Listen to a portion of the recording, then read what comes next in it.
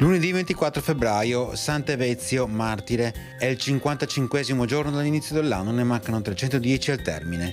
Il sole sorge alle 6.57, tramonta alle 17.51, la luna si leva alle 5.17, tramonta alle 13.19.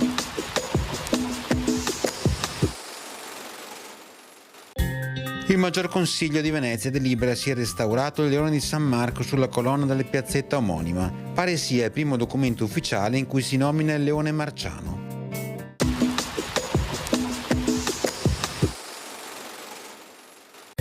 Le previsioni per domani: tempo variabile con nuvolosità alternata a schiarite nella prima parte della giornata, più compatta e consistente dal tardo pomeriggio-sera. Probabilità di modeste precipitazioni in aumento da prima in montagna e verso sera anche in pianura.